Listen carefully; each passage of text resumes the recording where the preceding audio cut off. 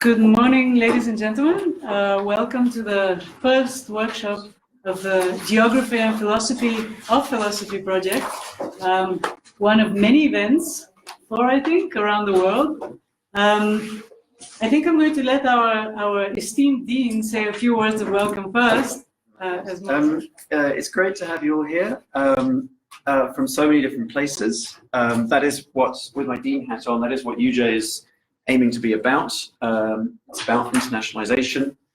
And it's also a great honor for UJ and for the Department of Philosophy to be able to be part of this project. I want to welcome in particular Professor Stephen Stitch and Professor Edouard Machery from who are running the project, as well as the rest of you.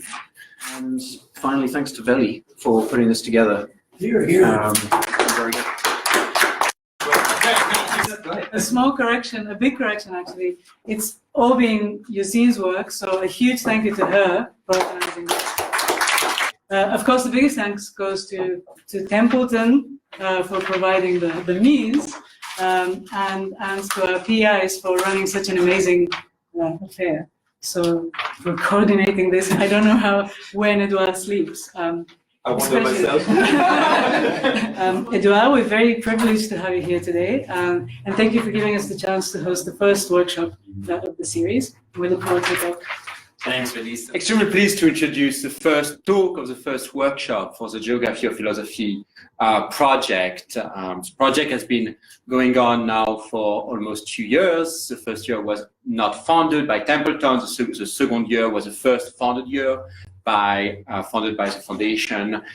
So we're really at the stage where we are starting to gather data, and very soon we'll be able to present our first results. So what I want to do today is introduce some of the main motivations and history of the project to, in a sense, frame our goals, why we have the goals we have, why we're trying to do what we are trying to do in this project. So what I will be describing is a bit of the history and goals of the philosophy project, and try to highlight the fact that this project is at the intersection of philosophical concerns and also anthropological methods and concerns, as well as tools coming from social and cultural psychology. The lecture will be organized in 4 parts. I'll start with an issue coming from philosophy, which I call the diversity challenge. And I'll then lay out 3 possible responses or positions to the diversity challenge, 3 different ways one can think about diversity in philosophy. And then I'll give you an example of some of the work that's been done in the past to address the diversity challenge, mostly focusing on the concept of knowledge and on issues in epistemology. That work, while I think interested, extremely suggestive, is limited in various respects. And I try to highlight some of the limitations of this work. And those limitations are actually the source of the Geography of Philosophy project. Why Clark and Steve and myself saw that we needed to go beyond the works that had been done in the past to study concepts of philosophical interest in a cross-cultural setting.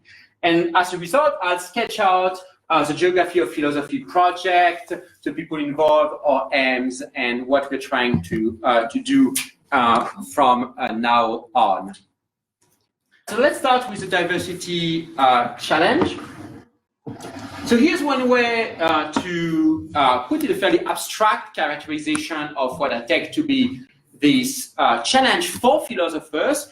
And the idea that different demographic groups, which could be, for example, men and women, people from different socioeconomic status, but also, and maybe primarily, people from different cultures, may be sensitive to different epistemic or moral considerations, right? So what seems to matter, for example, for a French philosopher, as I am, may not, in the epistemic domain, for justification, for reasons for belief, for having knowledge, may not be what's relevant for someone living in a Shuar community, for example, in South America.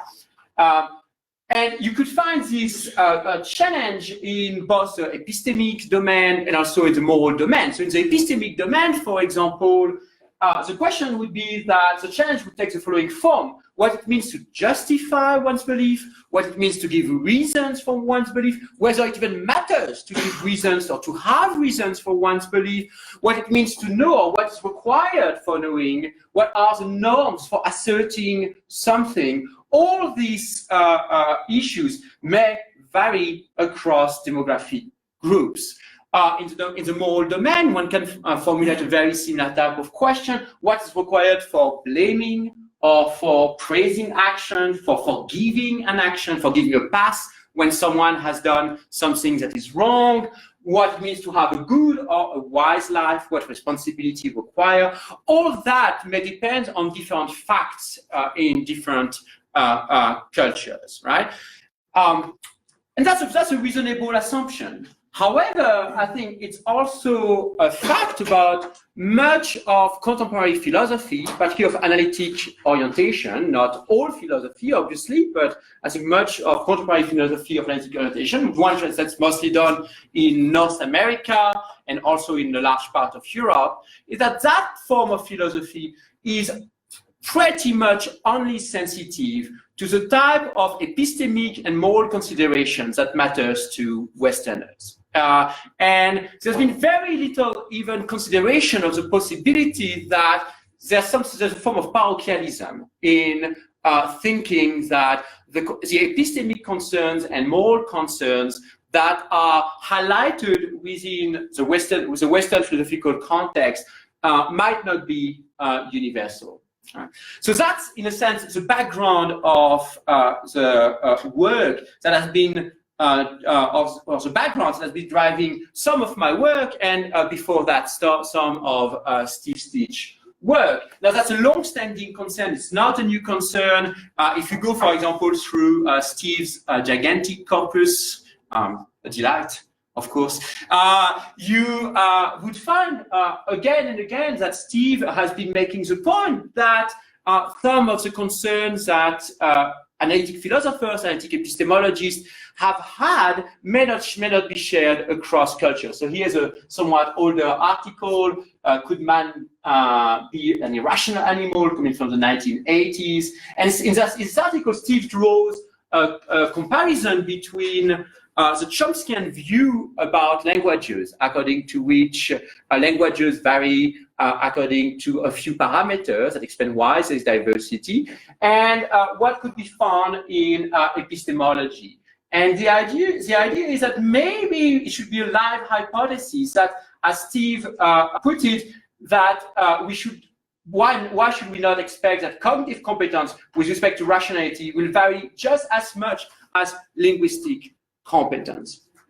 And you can find these ideas throughout Steve's work. Here's one of the founding documents of experimental philosophy, an extremely influential article looking at diversity in epistemic judgments, a paper by Weinberg, Nichols, and Stich, published in 2001. And one of the key ideas of this paper is expressed here is the differences between Westerners and East Asians look to be both systematic and explainable. East Asian and Westerners appear to be sensitive to different features of the situation, different epistemic vectors, as we will call them, right? So the idea that in the epistemic domain, what matters to have justification, what matters to having given a reason for one's belief, what matters for having knowledge, to be in a position to make an assertion, is going to tremendously vary, right? So that idea, of course, goes beyond than Steve's work. In fact, it's an idea that permeates branches of philosophy at the margins of mainstream analytic philosophy. So if you look, for example, at comparative philosophy, comparative philosophers have long argued that by focusing on the concerns of Western philosophers, we are missing a range of interesting concerns in the moral domain. So, for example, here's a nice paper by Joel Cooperman, and I just gave you the first line of the abstract, Cooperman writes that the major reason that Confucius should matter to Western ethical philosophers is that some of his concerns are markedly different from those most common in the West. So, for example, to give you a single example, issues with rituals and what it means to have a proper behavior are not extremely central to moral philosophy in North American philosophy departments. Right? People don't quite theorize about what it means to have a proper behavior. By contrast, they're absolutely central to the Confucian tradition and to the philosophies that come from the Confucian, the moral philosophy that come from the Confucian tradition. So that is there's a concern here that might matter to moral philosophers that gets utterly ignored by focusing on the concerns that are salient to Western philosophers and more broadly to a Western population. Similar claims have been made, for example, in the context of African philosophy about Ubuntu, for example, as being a distinct moral and political property to understand the distribution of goods in a social setting. Again, if you focus only on fairness as understood broadly by the Western tradition, you might miss some different ways of thinking about the distribution of goods in a given society. So, it's not simply comparative philosophers which have highlighted the need to pay attention to the diversity of philosophical concerns. If you look, for example, at feminist philosophers, it's been an important concern in feminist philosophy now for decades. One of the most controversial books, but also in many ways one of the most interesting books in that tradition, is Gilligan's challenging book In a Different Voice. And what the key idea behind in Gilligan's book is that men or moral philosophers, because they are men, are focused on a very narrow range of questions in the moral domain. Women, by having different moral concerns, would bring to the philosophical discussion another set of moral topics, another set of moral concerns. Now, one might not agree with the empirical claims that Gilligan is making. What really matters here is the idea that depending on who you are, you're going to have different philosophical concerns in the epistemic, in the moral domain, in the domain of action, and so on and so forth. Right? That's what I call the diversity challenge. And this very possibility has been just ignored by mainstream analytic philosophy for now decades.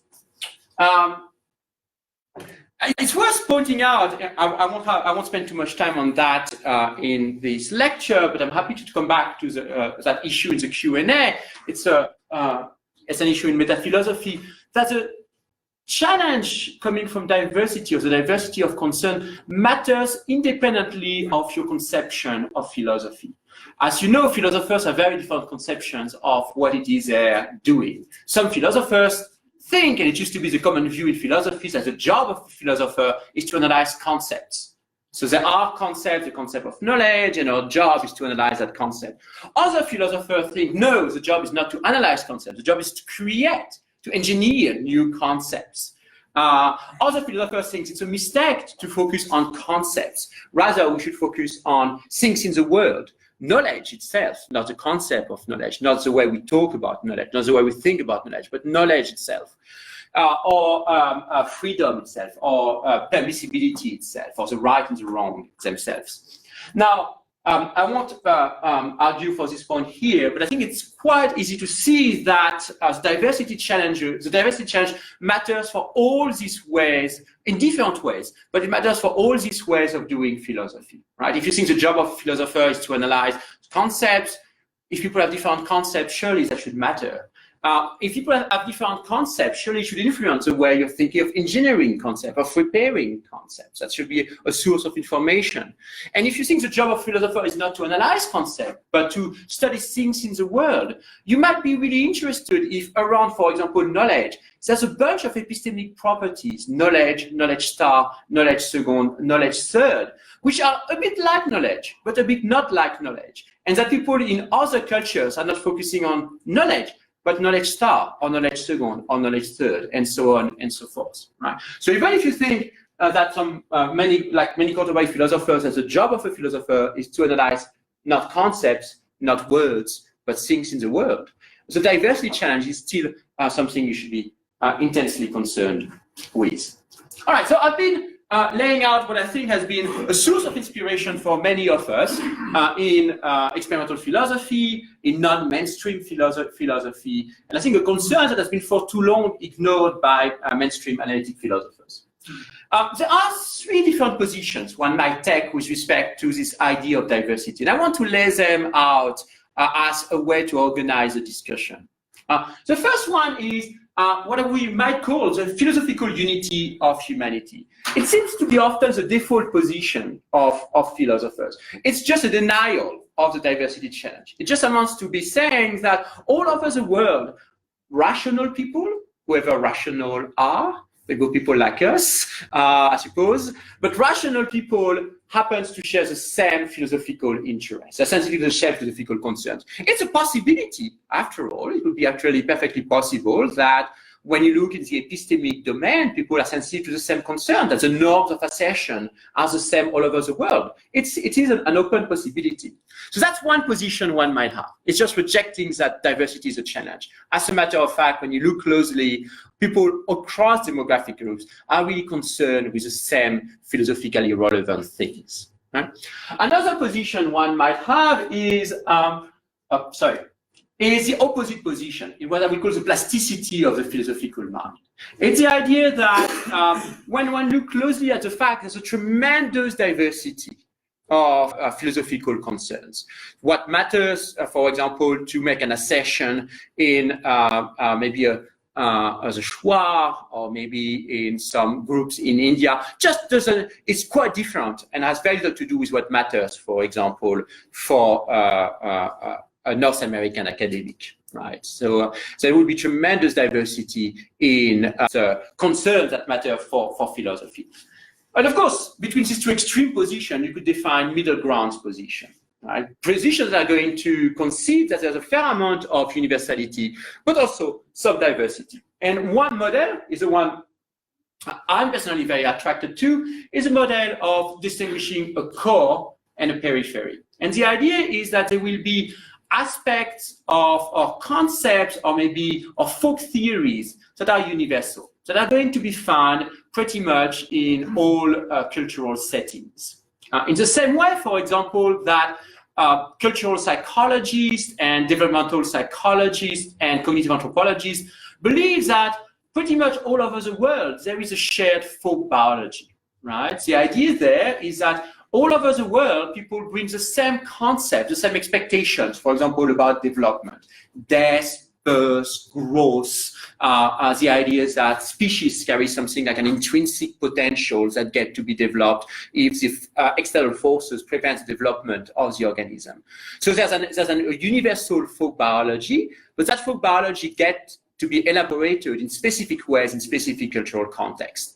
In the same way, many cultural psychologists and many developmental psychologists assume there's a universal theory of mind, that across cultural settings, there will be a core set of principles and concepts that are found all over the world. But this theory of mind gets to be elaborated in different ways, in different settings. Right? So that's the idea of a core, which is a universal set of concepts or maybe principles or expectations that gets to be elaborated in different ways in different cultural settings. Now that's a model I'm attracted with.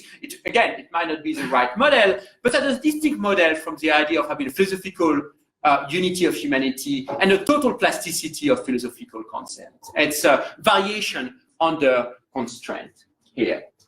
That's three different ways we could think about the philosophical diversity. There's, of course, more models, there are more ways to flesh out this broad characterization of the diversity, but I will leave it at that. So let's assume that we take as a starting point these three different ways of thinking about diversity in the philosophical domain. So the next question is, how are we going to study this, to answer this question?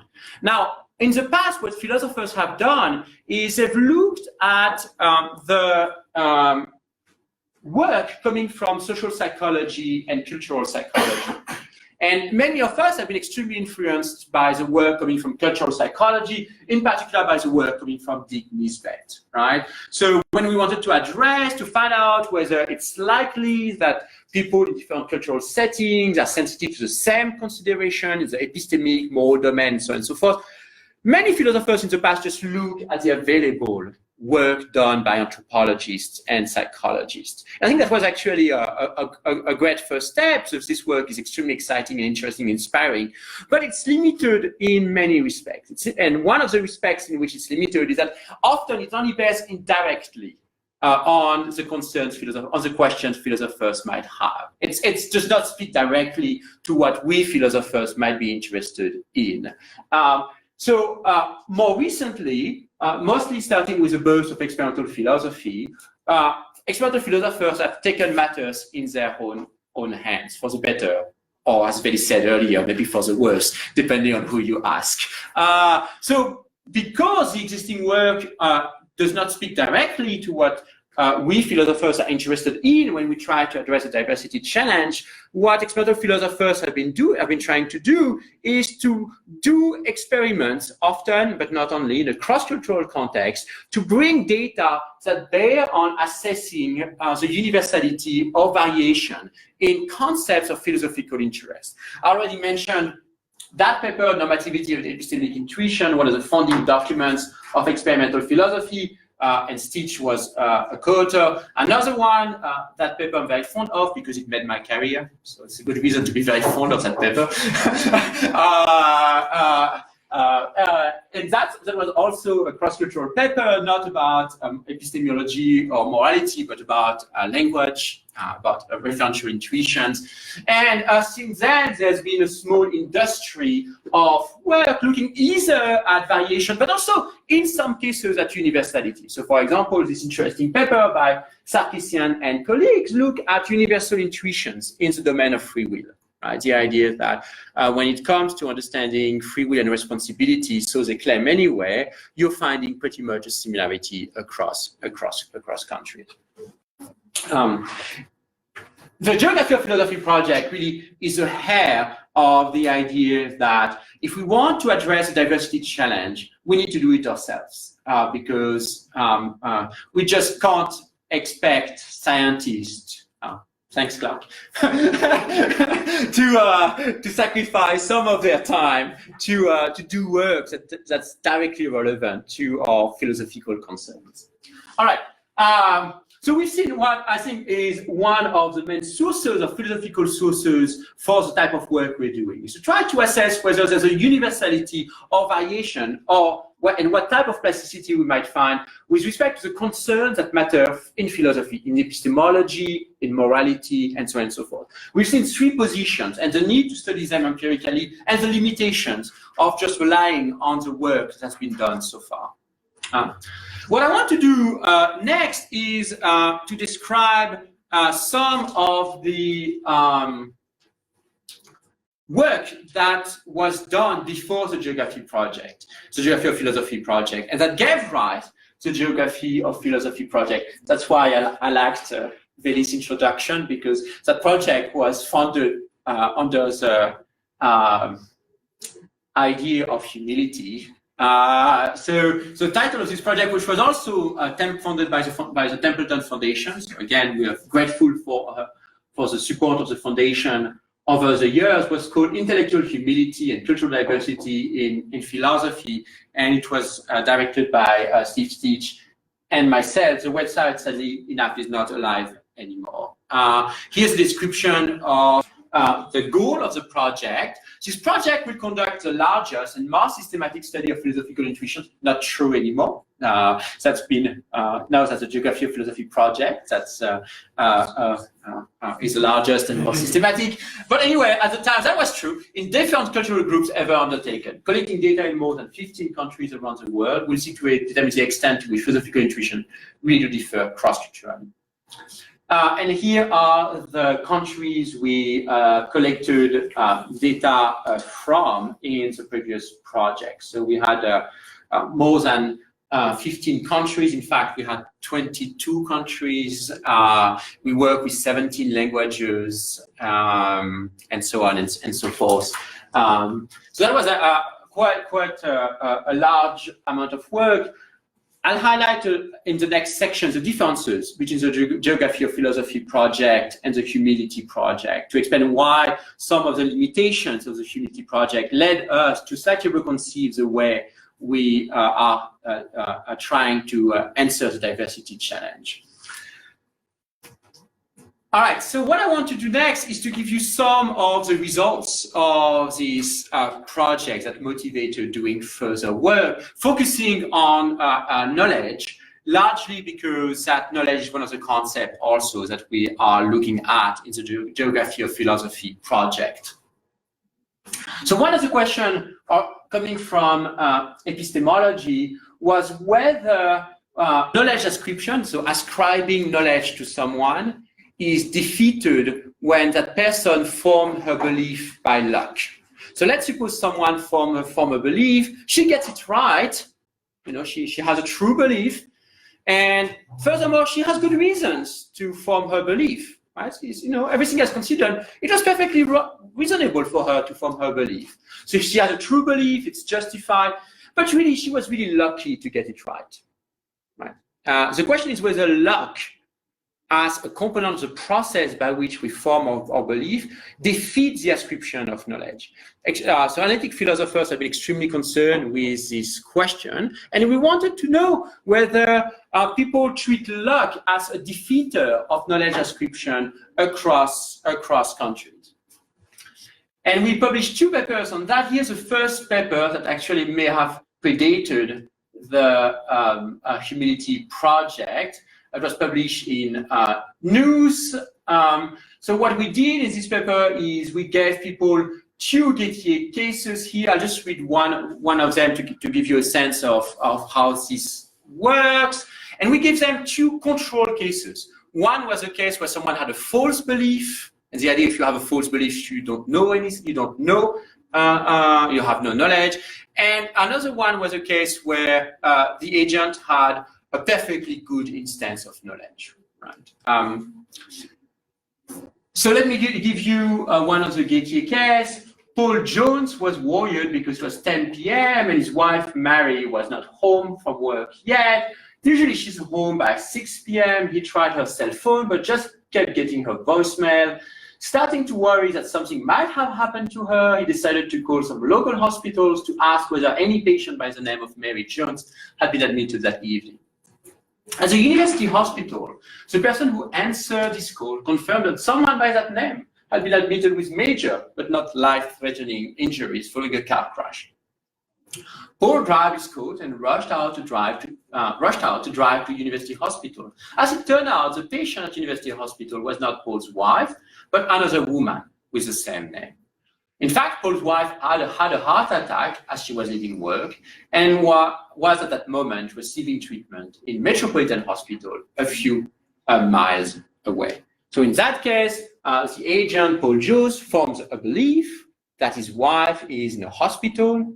It's a true belief. His wife is actually in a hospital. He's got good reason to form that belief. After all, he's been told that his wife that someone with the name of his wife is in the hospital, so that's good ground to form the belief. So he has a true belief, it's a justified belief. But clearly he was lucky to get it right because the information was not about his wife, but about someone else. Right? So the question then is whether luck here will defeat the ascription of knowledge. And we asked the question in 2 different ways. We asked the question where we just contrasted knowing versus lack of knowing. Yes, he knows. Yes, he doesn't know. And we asked the question in a more sophisticated manner, where we contrasted not simply knowing and lack of knowing, but knowing, yes, he knows that his wife is in a hospital, and with the impression of knowing. He feels he knows, he has a subjective experience of knowing, but he doesn't really know, right? So we use these 2 different ways of probing the ascription of knowledge. And what you see in these plots are the results across, so the first study involved only 4 countries, USA, Brazil, India, and Japan. And as you can see, and what's plotted here is a proportion of knowledge denial, people who say that the agent doesn't know. When you give people a clear instance of knowledge, everyone ascribes knowledge, right? When you give people a false belief, pretty much everyone denies knowledge. Right? When someone has a false belief, the agent does not know the relevant fact. What matters are the 2 Gettier cases. The first bar for each pair is when you contrast knowing versus not knowing. The second bar for each pair is when you contrast knowing and feelings that one knows but does not really know. Right. I hope it's clear enough. And you have, so again, the 4 countries. The first one would be the USA. The second one would be Brazil. The third one would be India. The fourth one would be Japan. And the 5th pair is just when you aggregate across the 5 countries. Right. I think there are 2 lessons to be learned here is that in these 3 countries, at least when you ask the question contrasting knowing versus feelings that one knows but not really know, people share the judgment that luck defeats knowledge. You can't have knowledge just by luck, right? You find large denial of knowledge in the 4 different countries, and this denial of knowledge is roughly on a par with the denial of knowledge in the false belief case. Right. One exception, so that's the first lesson, right? It's an instance of universality, something that seems to be shared across settings. An interesting wrinkle, however, is what's happening in India. So when in India, the language here was Bengali, if you contrast just knowing versus not knowing versus feelings that one knows, but knowing versus not knowing, you see that even in a Getty case, most people ascribe knowledge. Right. And that's true in both cases. Suggesting that the word that translates knowing in Bengali, in fact, is a much more complex word. It works in a more sophisticated manner than just the word knowledge in English. That said, when you ask a question when you can also elicit the judgment that in a Getty case, the agent doesn't know if you ask the question the right way, even among Indians. So we follow up this work, this time in the full sample of 20 plus sites, or something funny about news. Well, no, I'll come back to that later.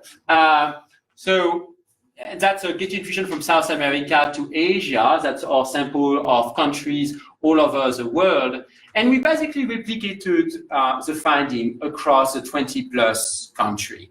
Again, when you contrast knowing versus feelings that one knows, but one does not really know, you can see that pretty much in all countries, except among the Bedouins in Israel, I'll come back to that in a minute, people deny that the agent has knowledge. So luck, again, defeats knowledge ascription in a reliable manner across countries. You find much more variation when you just contrast knowing versus not knowing. Right? And again, I mean, what it tells me is that knowing, both in English but also in many languages, is a polysemous word. It's actually a word that can be used in very diverse manner. Sometimes it can be used with just believing with great confidence. And in that case, you would not expect, it's perfectly possible to believe with great confidence by luck. Right? It's compatible with luck. Right? But sometimes it takes a slightly different meaning depending on the context, and in which case you would get the idea that luck defeats the ascription of knowledge. All right. Another study we did focused not on the role of luck and knowledge, but focused on the role of stakes and knowledge. And here the idea is whether the ascription of knowledge is sensitive to stakes. What does that mean?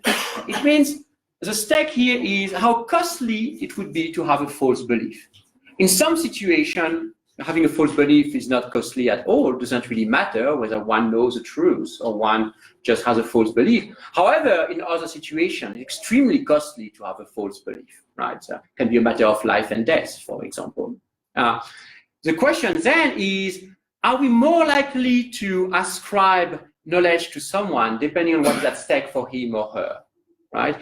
Do we raise those standards for having knowledge when a lot is at stake for that person? Or rather, is knowledge ascription utterly independent of what is at stake? Modern epistemologists, such as many of them, and some of the most influential, have argued that knowledge ascription is actually sensitive to stakes. That as the stakes go up, we raise our standards for having knowledge, right? So we are less likely to ascribe knowledge to someone. The question is whether they are right and whether there's variation in this domain across languages and culture. So what we did, it's another paper published in News, coming from the Humility Project, Nothing at Stake in Knowledge, just published recently in an issue. So that was what I wanted to comment about News.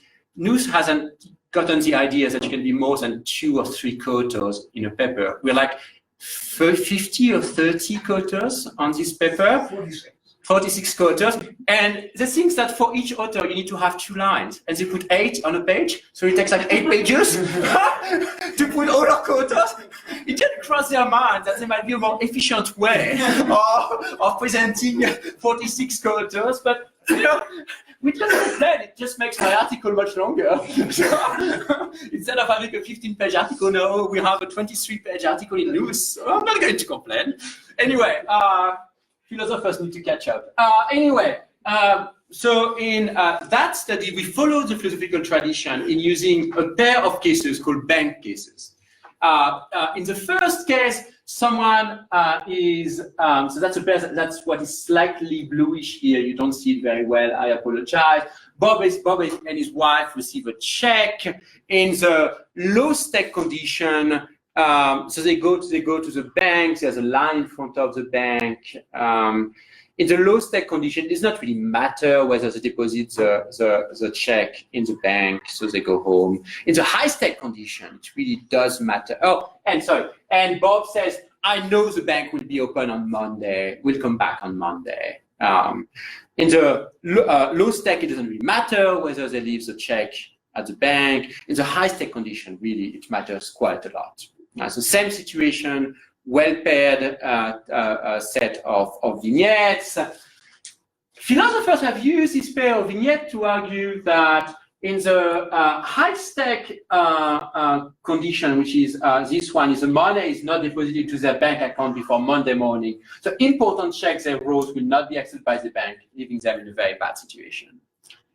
In that, philosophers have argued that the agent, Bob here, does not know that the bank will be open because it would be extremely bad for him to have a false belief. So we raise our standards. We require more evidence to be in a state of knowledge.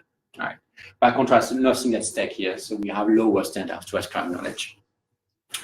So what we've done is look at this question using their own cases, slightly rewritten.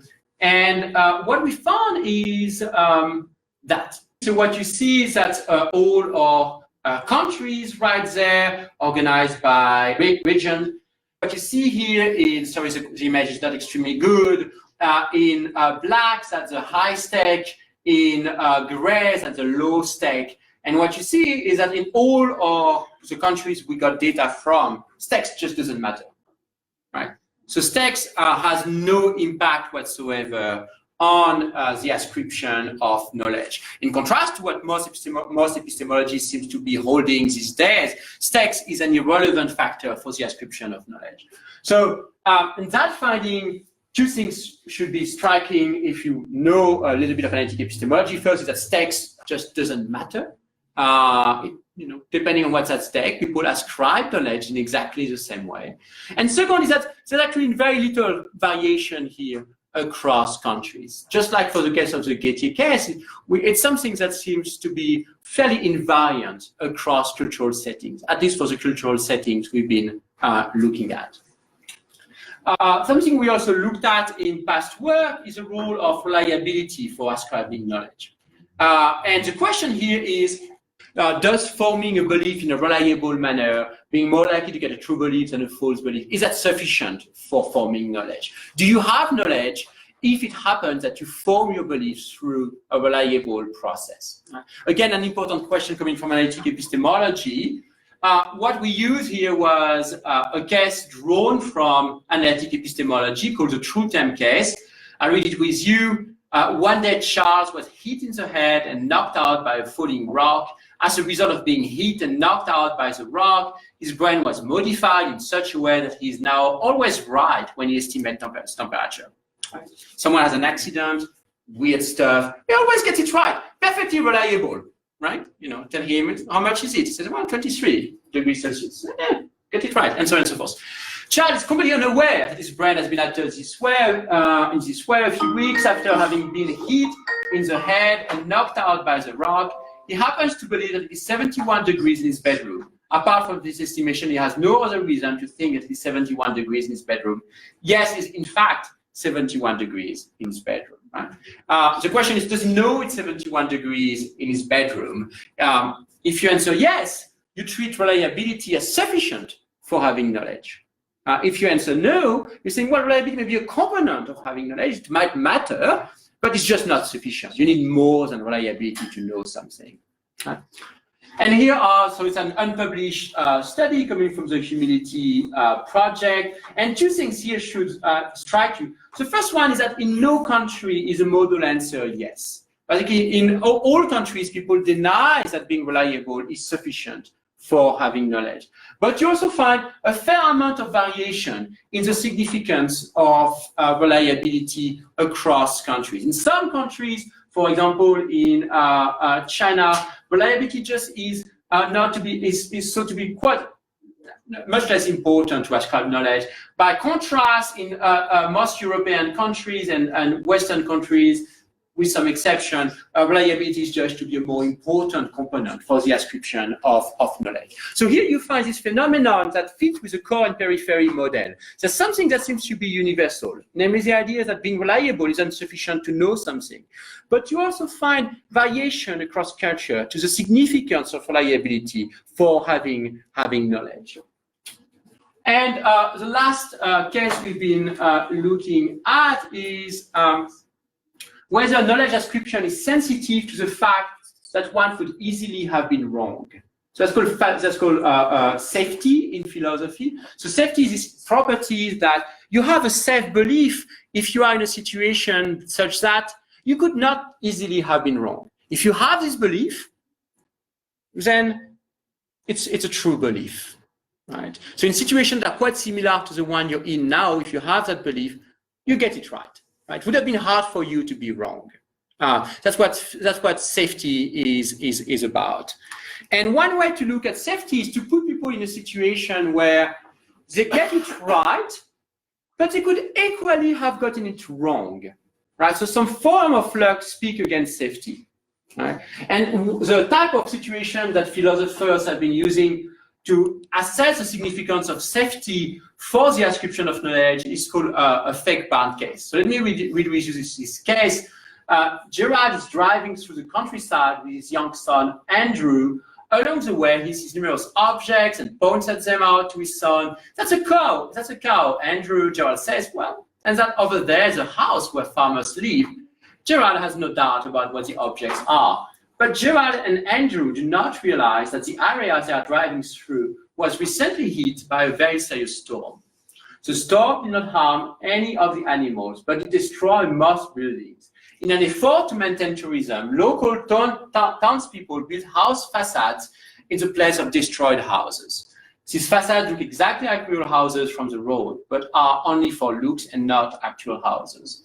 However, having just entered the stormed area, Gerard has not yet encountered any house facade when he tells Andrew that's a house. The object he points at is actually a real house that has survived the storm. If Gerard had seen a facade instead of a real house, he would have incorrectly thought it was a real house. A very complicated situation. It's a situation where someone forms a true belief, but she could easily have formed a false belief.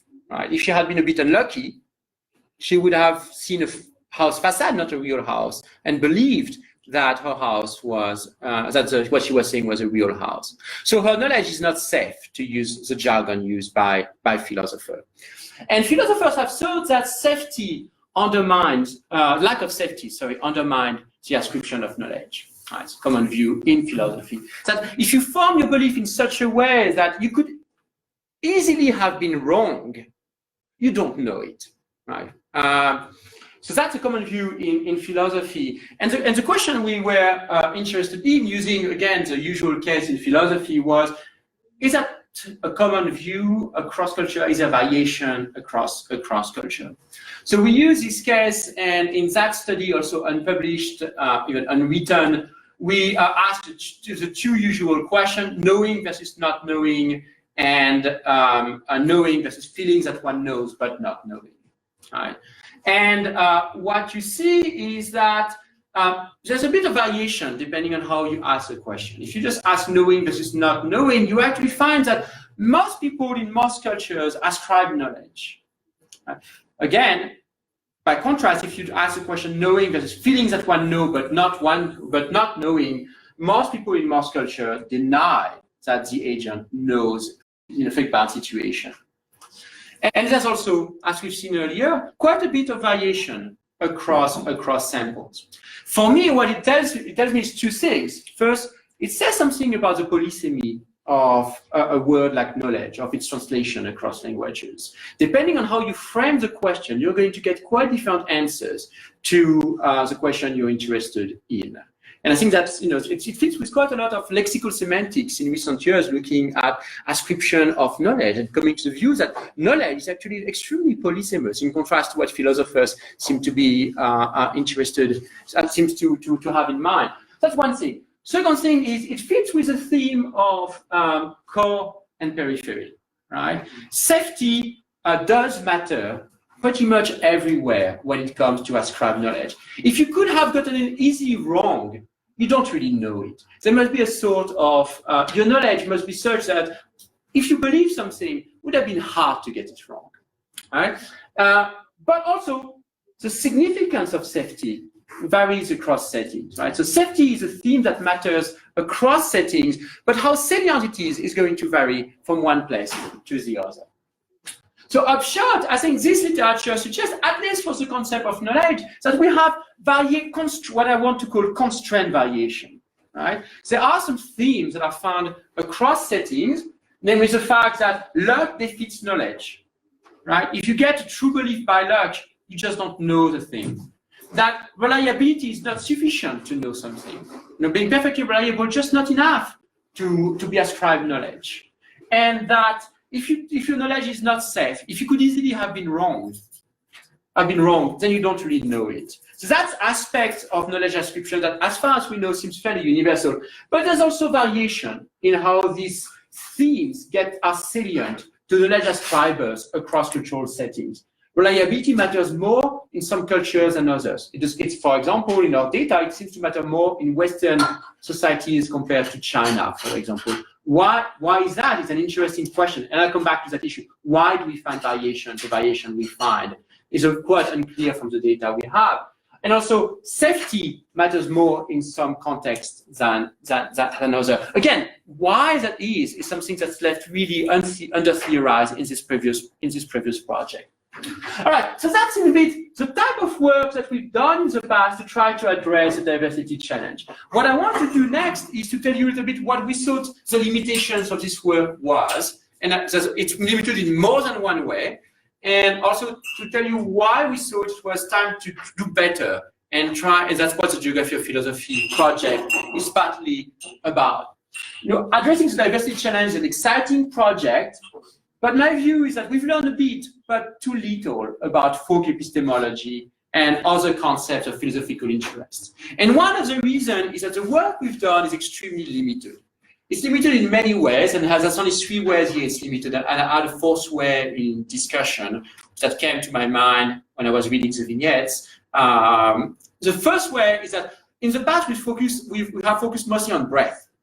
So we took one vignette from epistemology related to, for example, responsibility, and we test in 20 different countries. And then we move to another theme, free will. And then we move to another theme, knowledge. Then we move to another theme, permissibility.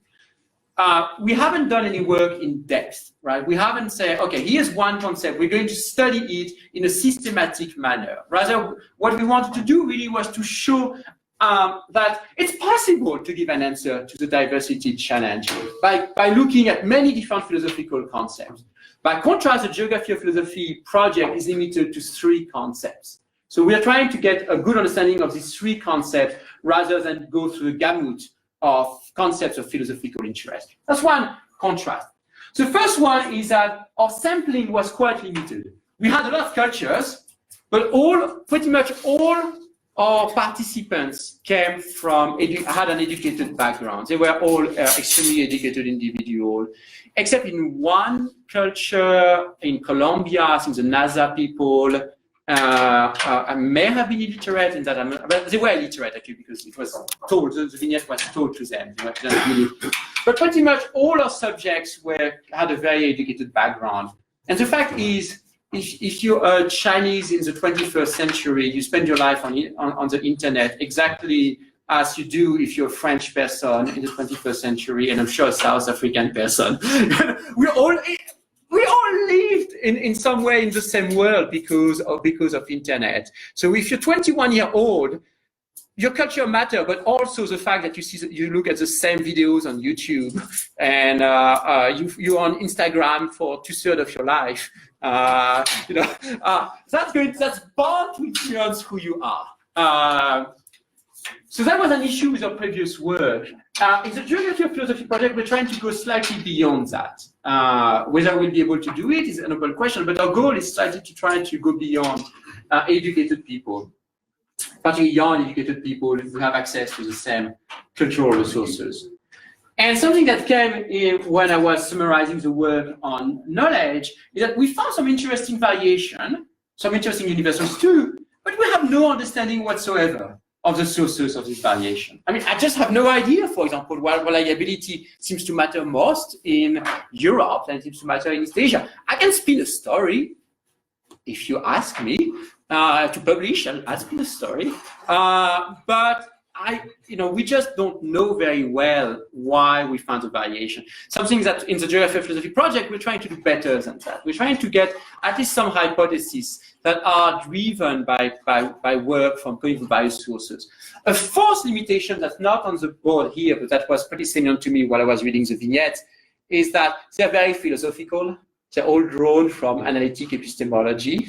And Clark among us is an anthropologist, and some of us are not philosophers. And I suspect some of these vignettes look quite weird if you're not a philosopher. I've read these vignettes so many times that it's a second nature for me. But I suppose if you haven't done that, it's like, what?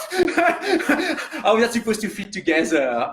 So a concern in the Geography of Philosophy project is to find ways to get at philosophical question that does not, at least not in all studies, that don't require such complicated setting. I think that's a limitation of past work. We must do better than that. So to try to address this four limitation, we developed this Geography of Philosophy project, which was generously funded by the John Templeton Foundation. Here is the website, Geography of Philosophy project. It needs to be updated. Our Facebook page, where it's now streamed. Hey, Facebook friends. We have a wonderful blog. Let me recommend it. So actually, plenty of very good posts on this blog. So if you've never looked at it, please have a look at it. The PIs are me, looking surprised, Steve and Clark. And the work here is done in 9 countries, or I should say 9 sites. And sometimes for a given site, there's actually sub-sites. So the 9 places where we do work are the US, actually it's going to be 10 with the US, Ecuador, Peru, Morocco, Eastern Europe, including Russia, Slovakia, I believe Ukraine, and Bosnia as well, China, Japan, South Korea, and various places in India. It's going to be the places we're going to be collecting data from. In many of these places, there will be several sites where data are going to be collected. So for example, in India, there will be 3 or 4 different linguistic communities that data are going to be collected for. I believe that in South Africa, where the project is led by Veli and Joe, also there will be different linguistic communities that are going to be collected. In Peru and Ecuador, there will be some work with undergraduates in, I guess, capitals, but also work in small-scale societies in various linguistic areas. In Morocco, where the work is led by Abdelatif and Bader, who are here with us today, there will be also data collected from different groups, undergraduates and non-undergraduates. So we're trying, in a sense, here to make sure that, to the extent that we can, we're not limiting our samples to educated individuals. Whether that's going to be possible at all places is an open question. It's never easy to do science. But the goal here is to get people from small-scale societies, illiterate societies, people who live in literate societies but have less education than undergraduates, people also who are not 21-year-old or 18 to 22, but are older, so have grown up in a different technological setting, for example. The three concepts we're focusing on, so in contrast to the first project, the Humility project, where we went for breadth, here we're trying to go for depth. We're trying to focus on a small number of concepts and to get a good understanding of those concepts. And the three concepts we're focusing on are knowing, understanding, and wisdom. So we try to see whether the concept of whether the variation in the way knowledge gets to be ascribed, what it means to know something across cultural settings and various other demographic variables, what it means to understand something, what it means to be a wise person, to have a wise life. Why is these three concepts, you might ask? Well, I'll start with knowledge. The reason why I'm particularly interested in knowledge is that there's linguistic evidence that knowledge might be a universal concept. So the work of VSBK suggests that more exactly to know that, as is Steve Frody, it's up for debate, but at least there's some linguistic evidence that there might be a word that's a close translation to knowing that, and some users of these translations are very similar to the users of knowing that in all the languages we've looked at. Right, so whenever you look at a new language, you will find a construction with some users that are similar to the construction knowing that in English, and users that are similar to the way we use knowing that in English. That's a claim anyway. Open for debate, but that's an interesting piece of evidence. The second piece of evidence comes from the literature in developmental psychology. Ascription of knowledge appears very early on in the life of children, before, for example, the ascription of belief, roughly at the same time as the ascription of desires. When children are 2-year-old, they already draw a distinction between knowledge and ignorance. By 4, so just at the time when they start to be able to understand that a belief can be false, they already use knowledge pretty much like adults. So there's actually a very impressive developmental sequence from 2 to 4. And of course, the concept of knowledge is important for a range of other aspects of the human mind. Here's one aspect which is important. According to people like Norenzayan, big gods, what they call big gods, were an important component for the evolution of human beings. And a characteristic of big God is that they're all-knowing. They're omnipotent. They can do everything. But it matters because they know everything. So whatever you do, they're going to know what you're doing. So to think of big God, to have the concept of a big God, you need to have the concept of knowledge. Of course, knowledge matters a lot for morality as well. Right? If you did something without knowing what you were doing, you're more likely to be forgiven. So this concept is not simply possibly universal. It develops early. It's central to many other aspects of the human mind: religion, morality, and so on and so forth. At least that's a hypothesis. Right? The question then is, what is the variation in the way this concept is understood across culture, and what form of variation do we find? Open question. The previous work speaks a bit to that, suggesting there might be some universals, there might be some variation, but this work was limited in many respects. Why understanding and wisdom? I'll start with understanding. So understanding is related to knowing. To understand something has a connection to knowing that thing. To understand that something is the case has a relation to knowing that something is the case, but the two aren't identical. In North America, there's some psychology suggesting that let people draw a distinction between these two epistemic states, one may say. Sometimes they say, well, you know that, blah, blah, blah, but you don't really understand it. Somehow understanding requires something more than just knowing. So Daniel Wilkenfeld, my current postdoc, and Tanya Lombroso, who is now at Princeton, have done quite a lot of work suggesting that lay Americans are able to distinguish these two states. But the work is very limited. It's really just limited to Americans. We have no idea whether that notion of understanding is universal. We have no idea whether it works the same way in other cultural settings. It might not. It might be a very peculiar notion that is only found in North America. Wisdom is, of course, an interesting concept, has a long philosophical tradition.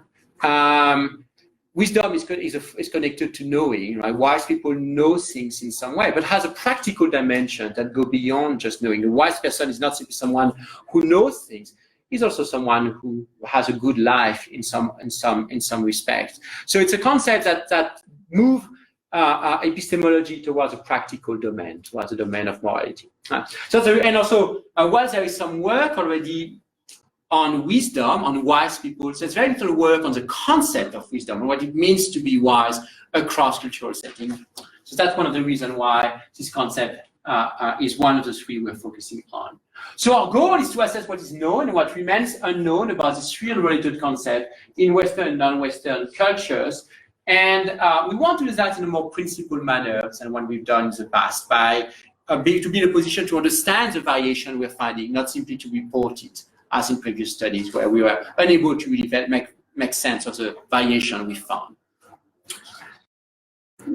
Two other respects in which the Geography of Philosophy project differs from our previous project is that our previous project was basically only based on vignette studies. This new project will have more methodological diversity. So we're going to use vignette studies. So for example, Clark and his graduate student, Alejandro, are doing vignette studies to study the concept of lying, for example.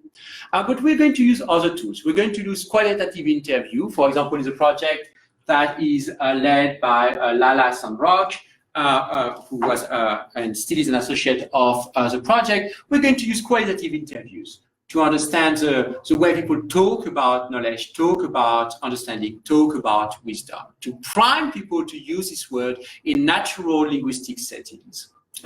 We're also going to use corpus study, and that's the work we will hear a bit about today by Louis Chartrand, who is a postdoc working with me at Pitt. So what we're doing is creating corpora in many languages. And once we've created this corpora, we're about to scrap data in the coming weeks. We've hired undergraduates to do that.